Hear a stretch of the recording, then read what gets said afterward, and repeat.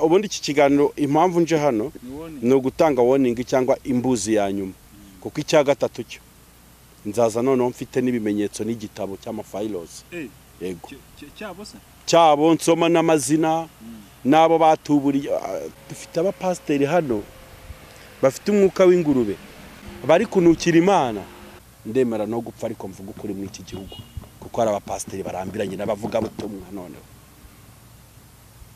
abapasteri barabahamagara abagore b'abandi biburaye ukabona umupasera agiye ku gitanda ari ifotoye yambaye ubusa yoherereje umugore uri muri Australia ifoto ese abantu batekereza ko hari ikintu ntabitse muri iyi telefone abantu barasambana bagasambanira no kuri WhatsApp ari igipasteri bandegeye kandi nshaka gukurikirana ibyacyo ngo kirirwa mu mageto gisambanya abagore b'abandi rero iby'abapfungo biribwa ngo n'iki harya n'abapfumu please mwaba diaspora mwe nimuzuke abapfumu bo mu mwuka abapfumu bo mu rusengero bareke gukomeza kubamara amafaranga yanyu ayo mwabaha yaragije nibaryayo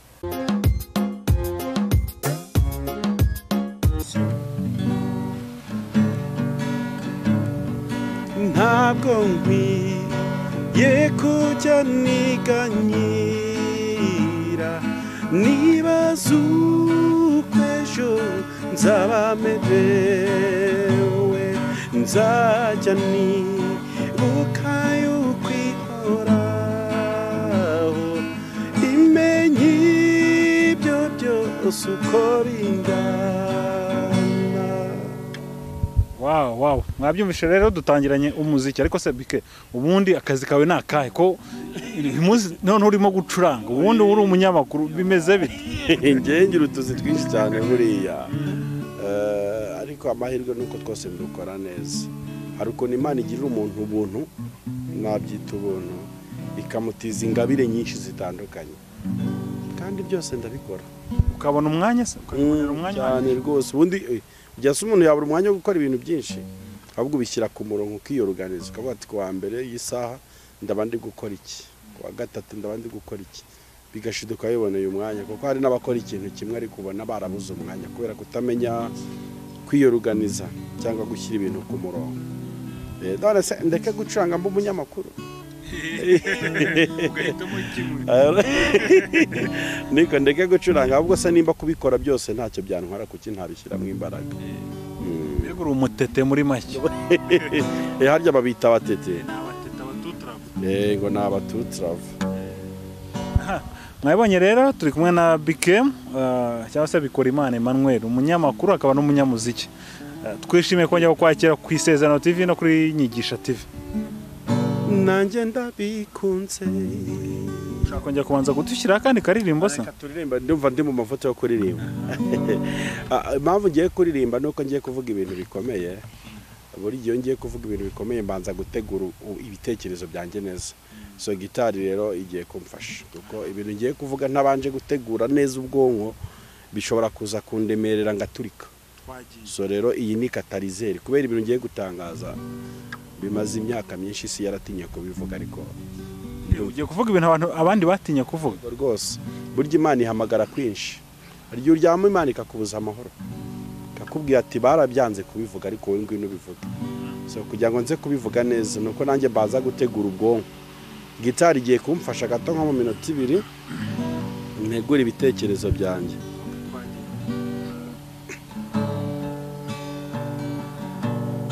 urakwiriye gushimwa mwami w'igitangaza izina ryawe rishyizwe hejuru urakwiriye gushimwa mwami w'igitangaza izina ryawe ryamamare hose urakwiriye gushimwa mwami w'igitangaza izina ryawe rishyizwe hejuru urakwiriye gushimwa mwami w'igitangaza izina ryawe ryamamare hose. Reka duhite twanzika n'ikiganiro cyacu. Bike ubushize waratubwiye ngiye ibintu ndimo mbona mfite n'ubushobozi. Hari abanyamakuru hari abavuga butumwa nkwiye kohereza hakurya iriya bakabanza kujya muri rehab Indera. Bakabanza bakajya kuvurwa. Ese feedback ni iyi? Feedback esa ahubwo kugira ngo urwishambwa ntindicyo yirimo. Nyimara gukora kiriya kiganiro nabonyemo ibintu bibiri. Icyambere, iyo ufashe ibuye ukarijugunya mu bibwana by'imbwa aho biri gukina cyangwa se bikinagira, burya muri byo habamwe ibibwejagura. Sizire muri kunyumva. Ubundi baravanga ukibwejuye burya urakubita ibuye wowe ukuhiriza kuri target wenda ubufite ukajya kuvuga ngo mu bibwana 10 wateye ibuye kimwe cyakozweho none kiravuze. What do I mean? Ndashima Imana ko message natanze hari abantu yakozeho nk'ababona bakirega mu buryo burendirect. Nyimara gusohora ikiganiro mu masaha 5:30 nka 30 5:40 hari umuntu hari umpamagaye tiko wadututse kira kiganiro Evode so twagikoranye. Hari umuntu nigeze mvuga mu izina yego sinaciye amarenga ubwo hari uwiyumvisha mbega muri make vuga ngo bose bariyumvise ahubwo abaye intwara kampamagara numwe niyubahwe ahubwo nabandi sinzi impamvu batari kumpamagara kuko ingamba zihari z'ijuru zirakomeye ku buzima bwabo ku buryo nibatihana Imana yo hari kinije gukora gikomeye ku buzima bwabo.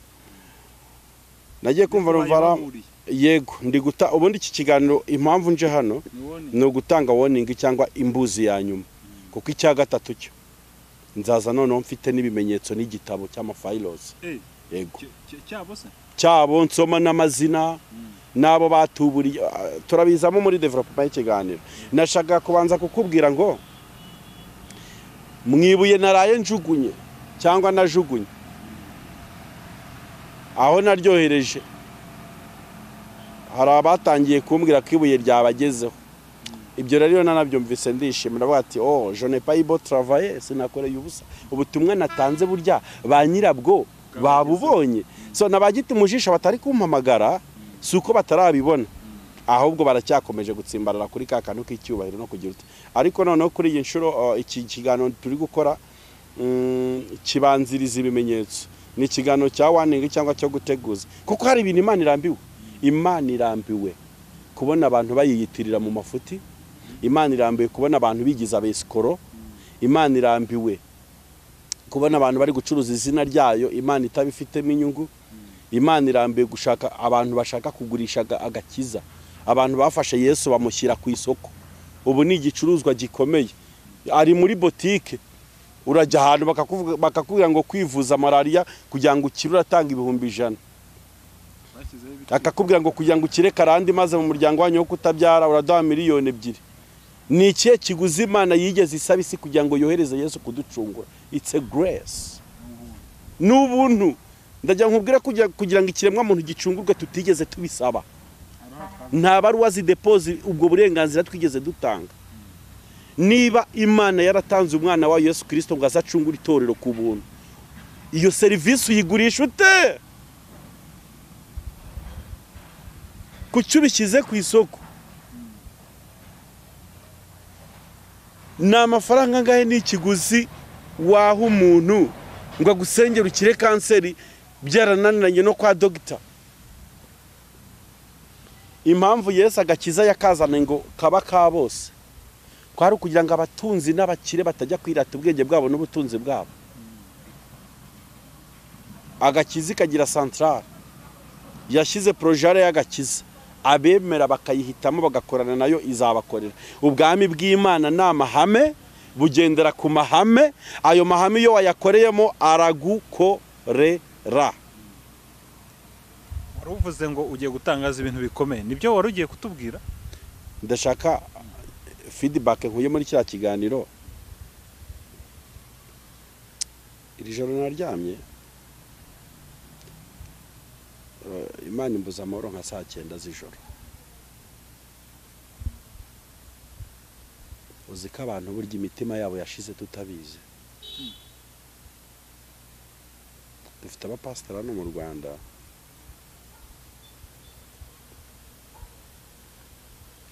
bafite umwuka w'igifu cyakwedutse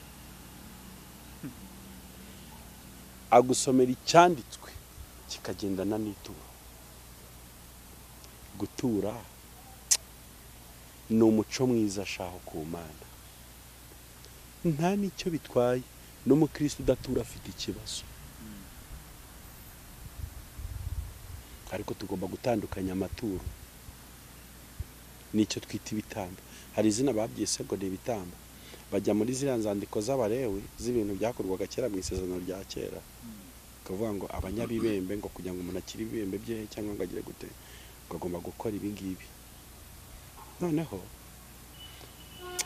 uzi ikintu se gikomeye Afurika yahishwe gitera izo ngaruka zose twahishwe inyuguti ubutunzi bw'Imana n'ubwenge bwose bwanditse mu bitabo iyo nitegereje Afurika rimwe na rimwe nsanga yarakoronijwe pa politiquement Roma même si religieux hari buryo ki twakoronijwe no mu gice cy'iyobokamana cyangwa se cy'imyemerere ku buryo ibyo bintu n'uyu munsi bitwa affect umuzungu yaraje asoma muri Matayo aravuga ngo hahirwa abakene mu mitima yabo kuko ari bo bazabona Imana umuntu wese wumvise icyo cyanditswe icyo gihe umuzungu agisoma wari ufite business arayihagaritse wari uri guhinga ikawa yarabiretse ati kumbi kudakora nibyo bitanga amahirwe iyo ni sorute ya colonization maze iminsi nganira n'abantu benshi bagiye batandukanye cyane reka ndaza kutinda ku gice cy'aba diaspora reka mvuga ngo Imana irambiwe cyangwa amarira y'aba diaspora bakorewe ubwambuzi bwitwaje Bibiliya yageze ku Mana none ijuru rimanuwe no gukora akantu gakomeye mu bavuga butumwa bakoze ibyo bintu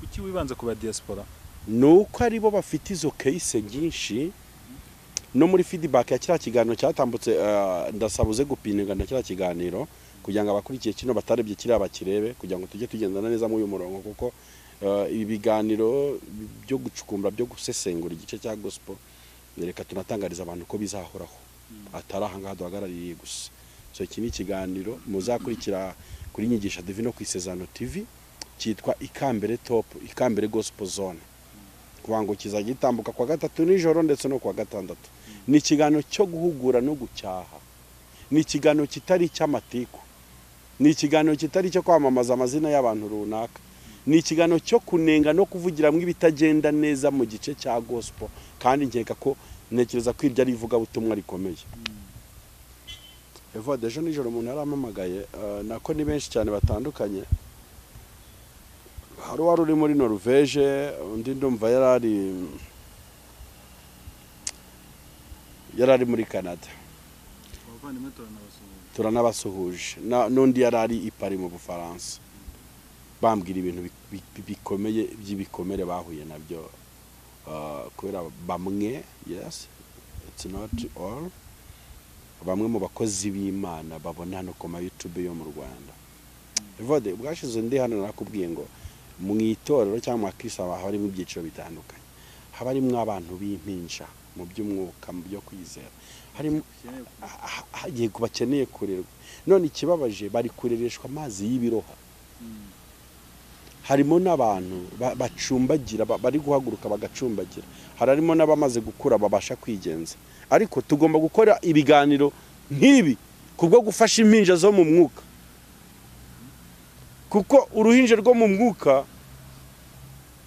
niruhura n'umupasiteri w'umunyabinyoma cyangwa se w'umunyenda nini ararwizeza ko kugira ngo ruzagira icyo rugeraho mu Mana ari uko ruzaba rwatanze amafaranga cyangwa akamera nk'aho ari kumukinisha urusimbi runaka. Amafaranga se cyo gikoresho cya mbere kiduhuza n'Imana. Oya, yaba amafaranga atanga ubumana bwinshi muri twe no kubona agakiza kenshi, Donald Trump abasengera ibirema bigahaguruka, n'est-ce pas? Bill Gates abahamagarwa mu biterane bikomeye byo kuzura abapfuye, ariko biraba ngo yakojeje isoni nk'ibinyembaraga kugira ngo yerekane imbaraga zayo mu binyantege. Ndashima Imana ko agakiza katazi abakire gusa. Ndashima Imana ko agakiza katazi abo ubwenge bw'isi gusa, nubwo iyo batagakiresheje nabo bagahabwa. Ndashima Imana ko agakiza ari amahitamo y'umuntu ku giti cye, kwemera kuba umukristo arabicuzinga, Imana ikabimuha. Iyo ugeze mu Mana hari uburenganzira uba ufite ku Mana bungana n'ubwa apotre, bungana n'ubwa profete. Kandi ndacyanashidikanya kwa aya mazina biyita, narabivuze mu kiganiro cy'ubwashize, aya matitire buriya aradukosereza cyane kuko atuma baremera society, ituma tubafata nk'abaremereye kandi boroshye. Kuko nk'abakuze mu mwuka kandi ari abana ahubwo bagicumbagira, ariko ugasanga nibo bari gushaka kuba barimo abandi no kurera. Gukura mu mwuka ni iki? Gukura mu mwuka no guhinduka ugasa na Kristo mu mvugo no mu ngiro. Icyo nicyo gisobanuro cy'umuntu wazamutse cyangwa wakuze mu by'umwuka. Abantu bari hakurya mu ntara yindi y'u Rwanda ya gatanu, ya gatandatu ya gatandatu ya diaspora bafite amarira menshi cyane, ariko nubwo nabo nzabagarukaho mu gice cy'ikiganiro kizakurikira. Ariko uyu munsi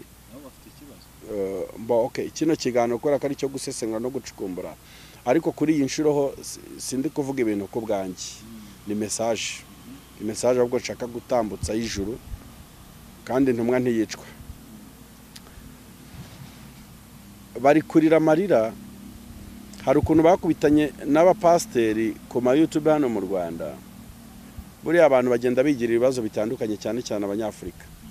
Ibibazo bishingiye kuri za karande, ibibazo za nyabingi, by'ibigirwamana no kuzirika abantu mu buzima bushaririye, ukabona nk'umuryango bawuroze kutabyara. Kavuga ati abana bose bo mu muryango wanyu ntibazabyara.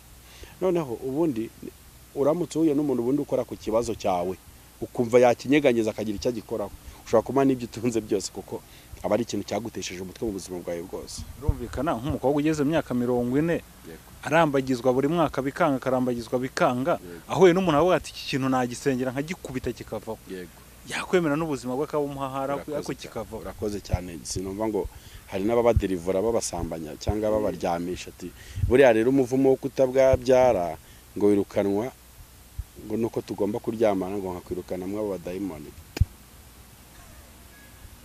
Dayimoni yirukana indi? Na Yesu ubwe yirukana abadayimoni muri uriya muntu. Ntabwo basabye guhungira mu bana b'Imana, bavuze ati twereze muri ziriya ngurube. Dufite abapasteri hano bafite umwuka w'ingurube, bari kunukira Imana, ariko Imana iraje. No Evode, reka nkubwire, Imana igiye gukora akantu mu Rwanda mu bapasteri batandukanye babeshya n'abavuga butumwa bitumye batatumwe n'Imana. Imana ije kurobanura intama mu ihene. Hari ibintu Imana ije kuvangura. Ukabona umwana uri muri Amerika sha yeguye telefone, abonye umuntu abwiriza kuri YouTube aramukunda, ati yo turi umupasteri banza yamfasha. Hari ukuntu wizerera mu muhusha, nanjye bijya bimbaho, nkabona umuntu ari gupreachinga, kumva ko duye tugasengana Imana yakora ku ibyo bibazo byanjye. Kumbi ngiye kwiconnectinga n'ibindi bibazo bishya ku byo nari mfite.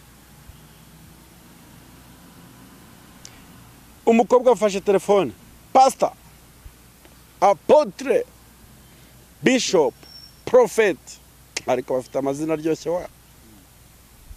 Ati nukuri maze imyaka 10 nshaka umugabo, narahebye. Umusore wese unterese ubukwe bupfa habura ibyumweru 2 kandi ndo mutunzi. Wamfasha? Ntawe ngiye ku mukozi w'Imana ngo amurinkinge n'umugisha we ngo amufashe. Uzi ikintu cya mbere ahita amubaza akenshi abiki gihe, wanyemerera nkamenya inikamu yawe mensuel? Hari byo ndi gutaruka kuko erega ntabwo ibintu byose mbivugira rimwe. Nakubwiye iki kiganiro nje gukora n'imbuzi za nyuma. Mu kiganiro cy'ubutaha ndimo ndajya muri Cyber Cafe kwemprima impapuro bagiye banyoherereza z'amasheke z'ama Western Union n'ama message bandikiranye na bamwe ba pastor hano mu Rwanda. Nukwanga ikiganiro kizakurikira iki, nzaza no mbifite, nzajya nsoma n'amazina yabo n'ama message babandikiye, ariko kuri kondisiyo nibemera bakihana bakampamagara bagaca bugufi bakavuga ati bikeye turambikeho ibiganza dore Imana iraguhagurukije, bakaririra Imana, ntabwo ibyo bintu nzabisoma. Oya, franchement niko kuri, ntibazabibona se.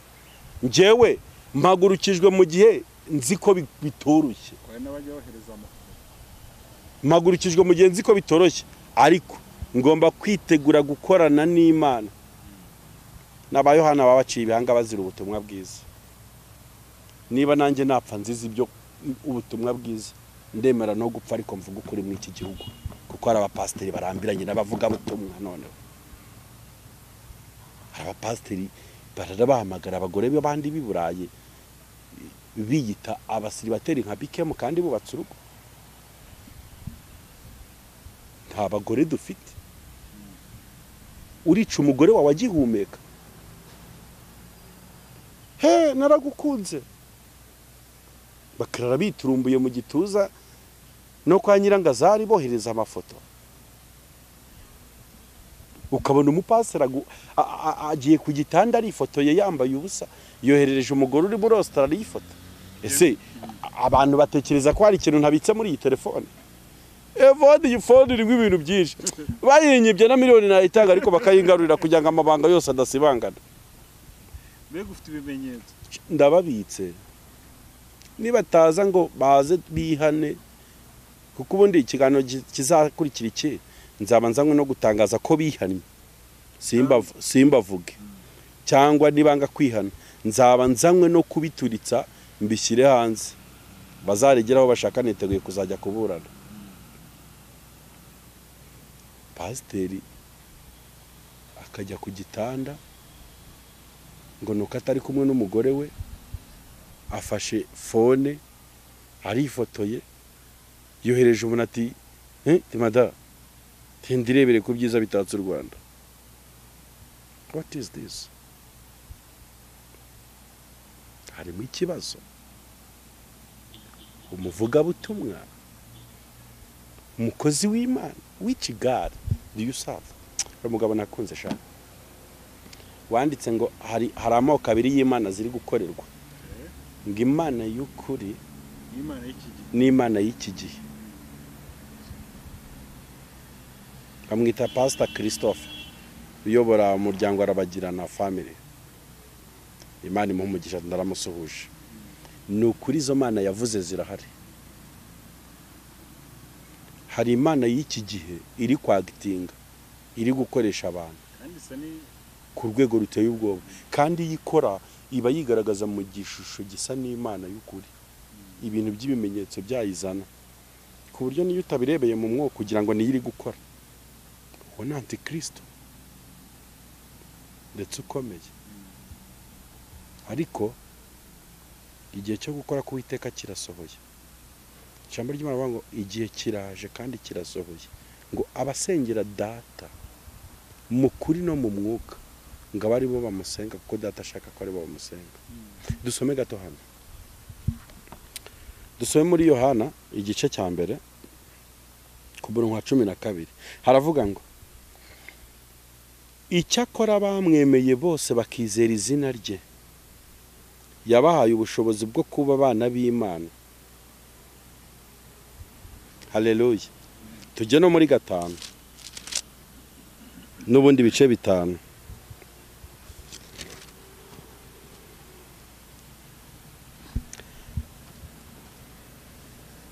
Ndashaka gusoma rino jambo mvuge gatoya ku gahinda k'aba diaspora bari guterwa n'abapasteri bari kwirwa babaka amafaranga, imitungo yabo ikabiri kwatikirira badafashije n'imfubyi cyangwa abapfakazi. Ese ubundi ntago umuntu akwiye gutura n'itegeko ahubwo ni n'ihame, ariko ndaje nsobanure bitangwa gute, inzira zo kuritanga nizihe, rihabwa nde, kandi wibuke ko iki kiganiro cyacu kizakomeza. Ibyo byose turaje tubirebe. Dore ukuntu ijambo ry'Imana rivuga. Hariho umuntu wari ufite indwara ayimaranye imyaka 38. Yesu amubonye aryamye amenya yuko amaze igihe kirekire arwaye, aramubaza ati mbese urashaka gukira? Evo uno muntu tubonye ko indwara yari imaze imyaka ingahe? 38. Yigeze ahamagara Yesu ngo azamukize? Nsubiza. Yesu niwe hamusanze. Yesu niwe yagize ute? Niwe musanze. Mbese urashaka gukira? Umva shariko, umva keya za Yesu. Oya, umva keya za Yesu. Umva keya za Yesu. Umva ko umupasteri muzima n'umwapotere yagakwiye kudiringa n'umuntu umuhamagaye ngo afite 40 cyangwa bretse. Haravuga ngo umurwayi aramusubiza ati databuja, simfite umuntu njugunya mu iki kidendezi, simfite amamiliyoni uri kunsaba, simfite igitambo wifuza ko nguha, simfite inzu, simfite imodoka uri kunyaka ngo mbohorere ubuzima. Kandi ibyo sibyo yaramubajije disi. Databuja simfite umuntu njugunya mu kidendezi iyo amazi yihindurije. Nkiza unda ntanga kumanukamo. Yesu aramubwira ati byuka wikorera uburiri bwawe ugira ute ugende. Muri ako kanya uwo muntu arakira, yikorera uburiri bwe agira ute aragenda. Kugira ngo Yesu abohore ubuzima bwacu, adukureho imyaku, adukureho inyatsi, adukureho karande, ndetse akenshi buri gihe bituruka ku cyifuzo cya Yesu kurusha icyacu. Yesu aratubabaye. Yesu abajwe nuko abona hari ubuzima bwacu butagenda neza ndetse no kuturenza. Abantu ntibareke guturuna urushinge no kwirukansa porogaramu y'Imana, kuko Imana ikorera ku gihe. Ikindi tuzarinda tuva mu isi ibibazo byose bitarashira. Niba uri umukristo w'ukuri ugahamagara pasteri ngo nsengera, ufite n'abakristo b'abana rero batajya basenga ahubwo bashaka gusengerwa buri gihe, batagira umwanya wo gusenga, bashaka gusengerwa n'amafaranga, ntibishoboka. Agakiza ni kame ka muntu, ntibishoboka. Nta muntu n'umwe uri ku rwego rwo kugusengera kuruta uko wakwisengera. Nta n'amafaranga, nta n'igipimo cy'amafaranga w'umuntu ngo agusengere wumvirwe, abaye atari ijuru ryemanukiye ku kibazo cyawe. Ukabona aramuhamagaye uti ese wansengeye ko mfite ibibazo bya karande mu miryango byanze bimeze gutya. Ati rero kugusengera nibyo, ariko harasabwa ituro, harasabwa igitambo. Ese ubundi byadusabye iki kugira ngo Yesu aducungure? Ese twatanze iki kugira ngo Imana yohereze Yesu abe igitambo cy'ibyaha byacu? Ese ubwo Imana itwishyuje ibyo bintu twabona icyo tuyihara? Guturira Imana nk'uko wabimbajije ni umuco w'umukristo, akwiye no kubikora pe. Bibiliya yavuze ngo idini y'ukuri niyita ku mfubyi ndetse n'abapfakazi. Ariko njye simfite ikibazo ku maturo mwana, yego si cyo mfite ikibazo cyane. yaba twari na shuwa ni ukuri kose 100% ko abantu turi guhayo maturo koko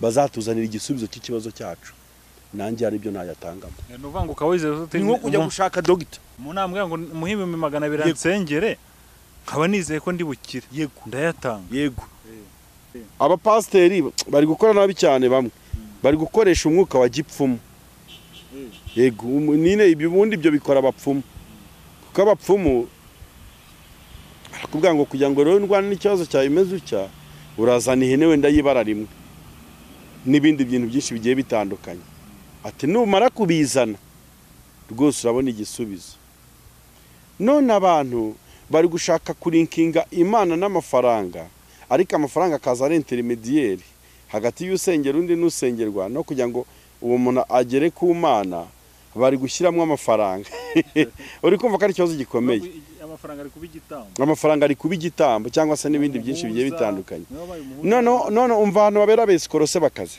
bo bafite n'ukuntu babikarikira bagashyiraho igiciro ntavuge ngo wenda ngo ni ugutanga ituro ry'umutima ukunze nk'uko biri bidusaba ubundi reka nkubwire vode umuntu agusengeye ugakira indwara wari ufite burya wakora no mu mufuka wavuga ati fata miliyoni ati niba iyi miliyoni nari kuzayitanga kwa muganga ukaba imana igukoresheje ukanabyitirira imana sha bajye bareka kuvuga ngo hari abapasiteri njya numva ngo ngewe ngo kandi njya mbabona no ku YouTube ngo nasengeye abantu 3 ngo barakira ngo nazuye abantu 3 mu izina rya Yesu wowe uzura abantu ngo nazuye wa Nyabugogo ngo njya kuzura ngo no mu Gasyata ngo ngewe ngo buriya ngo nakoze ibintu bikomeye wowe surinde wakora ibyo bintu ukabona ibintu bari kubyitira mu mazina yabo aricyo cyatumye ikibero cy'Imana kibakurwaho kirimuka none bakaba bari gukorera kuri nari umugabo pastor ukabona ari mu giterane cy'icyumweru ari gutanga abamyango bw'ibintu Imana yamukoresheje vuga ibyiri kugukoresha ako kanya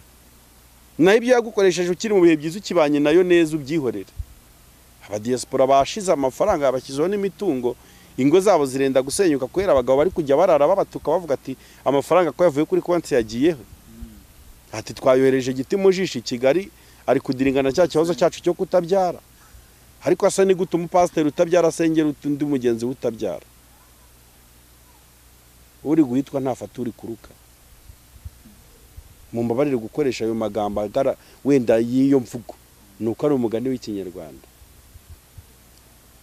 rero iby'abapfungo biribwa ngo n'iki harya n'abapfumu please mwaba diaspora mwe nimuzuke abapfumu bo mu mwuka abapfumu bo mu rusengero bareke gukomeza kubamara amafaranga yanyu ayo mwabaha yaragije nibaryayo andi nimuyakomereho niba ushaka gutanga ituro shaka abantu 10 baburaye uboherereza amafaranga babwira ati nkoze umurimo w'Imana ubwira Imana ati Mana ngaburiye abakene 10 bari bagiye kuburara kubwuko ngaburiye abakene 10 nawe gira ikintu uhindura ku buzima bwanjye bwanze guhinduka kuko amafaranga yanjye nasanze atabikora ubwira Imana ati Mana nimusome Bibiliya mwirebere mu ndorerwamo y'ijambo ry'Imana mureke kujya gushakira Imana ku bandi wumve ko Imana yuriya muntu ari yikomeye kurusha izindi Imana oya abana b'Imana twese dufite uburenganzira bumwe ku Mana ntawe uyiturusha ntabwo usenga muri umuna wiyabase cyangwa iyabanyina cyangwa mubyara wiyabo dusenga Imana data ariko arakantu nkunda iyo turi gusenga bavuga ngo data wa twese uri mu ijuru iryo jambo twese shaho uza abantu bari muri twese harimo bari abana baraye mu migina bategereje abagabo harimo ibisambo harimo abanyamakuru ba Gikristo nka ba Evode harimo ba Bikemu harimo abakristo muri ADPR harimo abo muri Restoration harimo abisilamu ni data twese turi abana be turi abantu be nubwo bigira bamwe bakitwa abana abandi bagakomeza kwitwa abantu ariko Imana iraturekonesa ko twese turi abantu bayo nubwo harimo abayinaniye mwabo bantu bityo gatuma selection na mwabana rero sinshaka kuzongera mbona hari umudiaspora uri kunyandikira mbwira ngo pasiteri runaka ngo yanyibye ngo yaranyikorotse ngo twahanye gahunda ngo asengere ngo ntiyanansengera. None ngo hari nabo baha amafaranga ngo bitakundaga bati se ko byanze wayansubije, ese we wayatanze ari urusimbi uri gukina? ngo yagize kwizera guke, pasiteri akaza agahita akamutekinika ati rero buriya impamvu ibibazo byawe bitakuweho ntabwo wari ufite kwizera. None se nimba umuntu ikibazo cye cyakurwaho no kwizera bikaba bimuhagije, amafaranga ajemo gute? Sisi ukuri kumva umubwiye kwizera yego, ariko umusabye n'amafaranga. umubwiye kwizera none umusabye n'amafaranga, kandi kwizera ngo kurarema. Kuki utafata ingabo yo kwizera ikakuneshereza ikakuremera ibyo ushaka, utiri ujya kubiba mu ikindi kintu?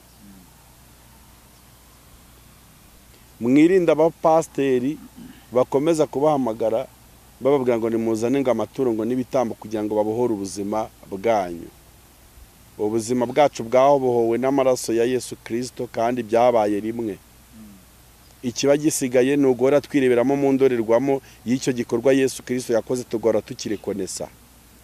Niba ufite ikibazo cya karande cyo mu muryango wawe cyanze gucika, jya ufata amasengesho yo kwiyiriza ubusa, ubwira Imana ati Mana, nshingiye ku murwayi wari umaze imyaka 38 ari ku kidendezi, ukamusanga ukamugirira imbabazi atabigusabye, ati none nge ndabikwisabiye kuri iyi nshuro, hindura nanjye ikibazo kimaze imyaka 50 mu muryango wanjye cyaranze guhinduka.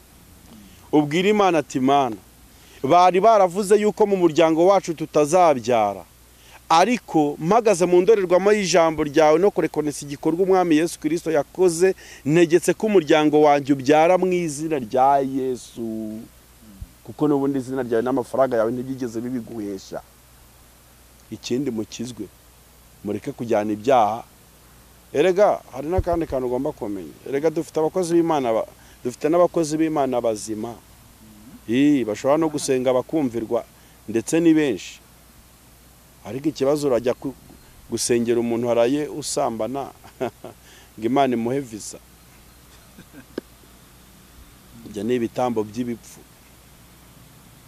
ni ibitambo bitari bizima.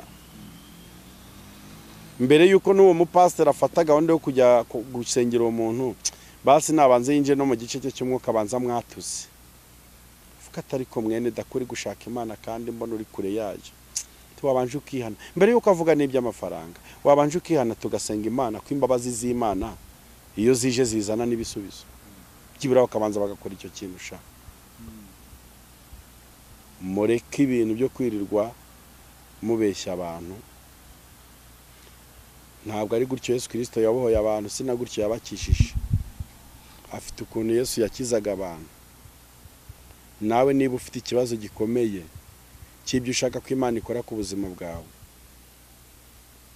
wijya kumva ko intwaro yo kurwanisha amafaranga ari yiza kuguha igisubizo cy'icyo kibazo. Mwa abantu b'Imana mwe bo mu ntara ya 6 y'u Rwanda, kuko nimwe nakira ku bwinshi muvuga iby'akarengane kanyu, ubwambuzi mwakorewe.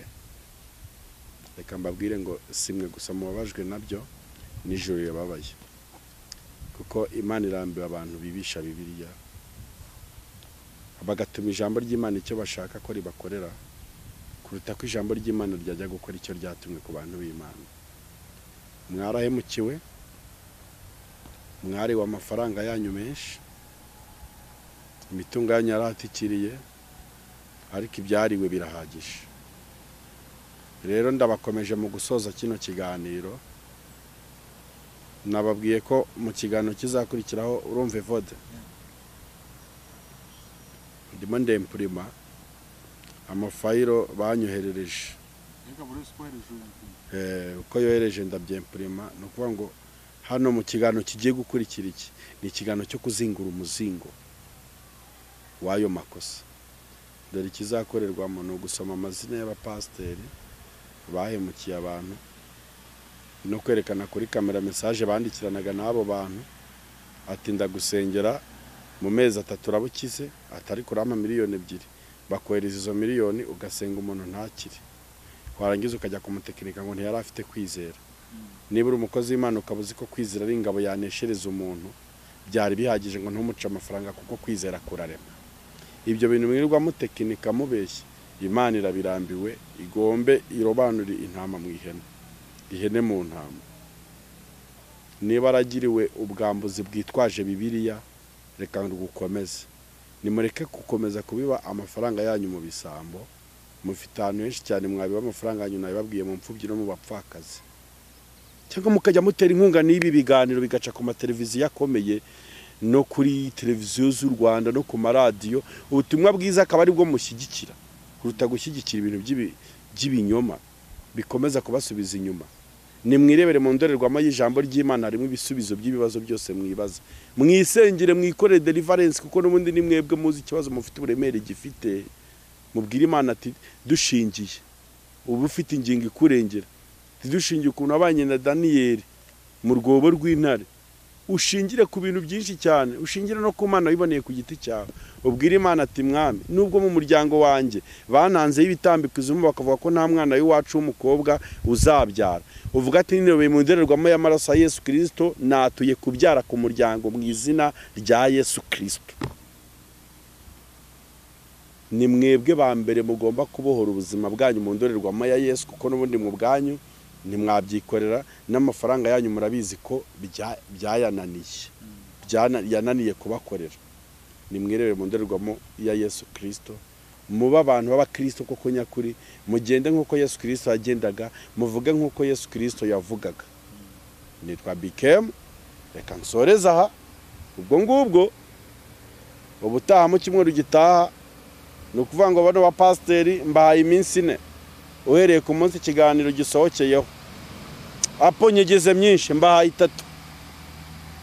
Ni iminsi yo kwisuzuma no kwikorera evaluation. Uwumva yatsinzwe n'urubanza bw'ijambo ry'Imana cyangwa bw'ubutumwa buturutse ku Mana, azampamagara ambwira ati nge natsinzwe, Satani yaranshutse, nkoreshwa amwe mu makosa wavuze. Amakosa mbashinjagira muri 3. Icyambere ni ugutuburira abantu no kubabwira ko bagomba gukira karande n'indwara zabo n'ibindi byananiranye, bakabikizwa nuko babanje gutanga amafaranga. Amafaranga nemera ko yatangwa n'umuntu ufite umutima ubikunze kubera icy'Imana imukoreye abirekonesa. Ibyo nanjye ndabyemera, ndanabishyigikira. Nimba ari n'umuntu Imana ishobora gukorera igitangaza agashyira ukuguru kukunda agatuza, uwo muntu nawe ni igisambo yiba Imana. Icyo nicyo cyaha cya mbere mvuze. Icya kabiri ni abapasiteri cyangwa abavuga ubutumwa birirwa ku YouTube bahangana. Umwe yaba yavugiye ikiganiro kuri Afrimagisi, undi akajya kuri The Choice kumusubiza. Wagakwiye guhagarara hariya nimba yitwa pasiteri, ikikujyanye ari ukuvuga ijambo ry'Imana, atari ugwangana n'umupasiteri mugenzi wawe. Cya gatatu ni ikihe ko nyibagiwe? Cya gatatu ni abapasiteri b'abahehesi. Ari igipasiteri bandegeye kandi nshaka gukurikirana ibyacyo ngo kirirwa mu mageto gisambanya abagore b'abandi. Ko mu kiganiro gitaha nzabumbura igitabo. Efote ko nzabumbura igitabo. Nakubwiye ngo Imana impagurukije mugenzi kitoroshye ngo mvuge ibintu bikomeye abandi batinya kuvuga. Nge si ukuvuga gusa, ndajya ntanga n'amafoto n'ibimenyetso bifatika kugira ngo abantu babone ko tutabeshya. Hari umupasiteri umwe natihana bari kundegera, usigaye agenda mu tugeto badiringa n'utwana tw'udukobwa n'abapfakazi. So ibye nawe ndashaka kubiperereza mbimenye neza. Sindabona ibimenyetso we, ubundi nge nemera ko nabonye ikimenyetso bampaye screenshot n'amafoto na twari code. Turamubitse. Aba mafoto wavuze bo ntago bo bari aba n'itegeko. Niba uri umuntu w'umugabo, sibyo? Ukaba ufite n'umugore, nako niba utaba ufite umugore, ugomba kumenya ko ufite umugore. Ikindi ugomba kuba indangagaciro yuko witwa umukozi w'Imana, biranahagije. Kugira urutesha abagore babandi umutwe, kabana barasambana bagasambanira no kuri WhatsApp. Siko bazahateranira n'inda iri terambere rikomeza kugenda gutya. Ati sheri tinyereka ati bikini. Kuryo pasiteri muzima yikura mu ipantaro akajya ku gitanda, byose akabishyiranze ntaga n'abanyamakuru. abo nabo mbahaye ubutumwa bari mu bazampamagara muri biriya byiciro navuze. nabo ufite video n'amafoto Mfite amafoto, ubwo ni ukuvuga ngo nibatihana ebana tayari mu kiganiro cy'ubutaha mugiye kureba ko Imana ikorana n'abantu bayo. Nitwa Bikemu, iki kiganiro kizajya gica ku Isezerano TV no kuri Nyigisha TV kuwa gatatu nijoro ndetse no kuwa gatandatu mu gitondo. Ikiganiro ni Ikambere Gospel Zone, ikiganiro cy'ubwiru cyangwa cyo kuvuga ibintu abandi batinye kuvuga ariko bikavugwa kubw'impamvu z'umurimo w'Imana. Nimero yanjye kuwankenera ni 078 264 96669. Ibisigaye birambuye ibiganiro nkora byinshi bitambuka kuri Nyigisha TV, reka bariho tuzajya duhurira. Murakoze cyane.